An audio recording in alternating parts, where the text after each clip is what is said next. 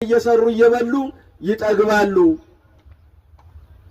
እንደው ሌላ ቢያጡ እንኳን ያልተዘራ ጎመን አለ በገጠር ዝም ብሎ የሚበቅል ጎመን ቆርጠው ወስደው ይሰሩታል እናቶቻችን። እምነታቸው ጠንካራ ስለሆነ በልተው አይታመሙም። እኔና እናንተ እኮ አበጥረነው ተቸግረን መከራ አይተን አስፈጭተን በልተነው እኮ እንታመማለን። እምነት የለማ። እነዚህ እምነት አላቸው። የሚያስፈጩበት ቀን በዓላት ተቆጥረው ነው። እኔ ሰሞኑን ወደዚህ ወደ ቡልጋ እጄ ነበር ወደዚህ ወደ ቁርቁር አንድ ቀን ጧት እጄ ነው የተመለስኩትና አሁን በዚህ በጾም ሐዋርያት ስጋ ቤት ዝግ ነው። እዚያ ያለው በይበልጥ ኦሮሞውም አማራው ነው ገበሬ ነው።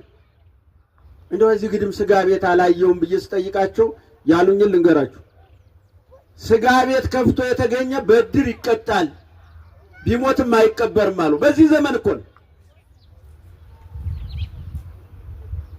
እስቲ የሆር ሰዎች በደንብ አድርጋችሁ ይቱ። እስቲ እናንተ አሁን ትናንት ማታ ስትበሉ አምሽታችሁ ዛሬ ቆሞ ለመሄድ የምታዩት ስጋ ቤቱን ነው። እግዚአብሔርን የምታዩበት ጆሮ የለም።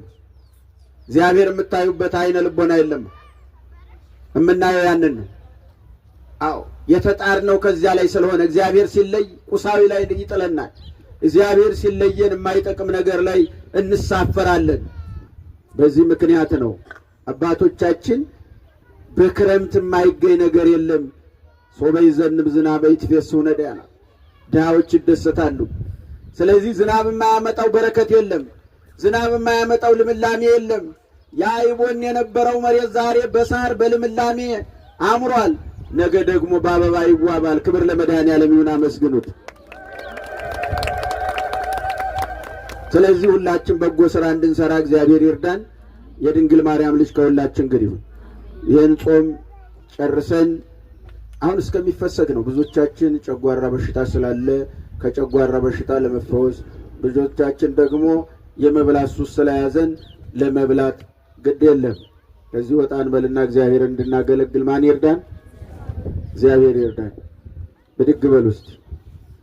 በዚህ ጸበል የተፈወሳችሁ አላችሁ? አላችሁ የላችሁ? የተፈወሰ የለም?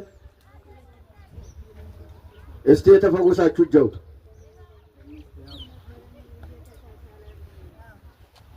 ነይ እስቲ አንቺ እጅሽን ያወጣሽ እዚያ ቀዩ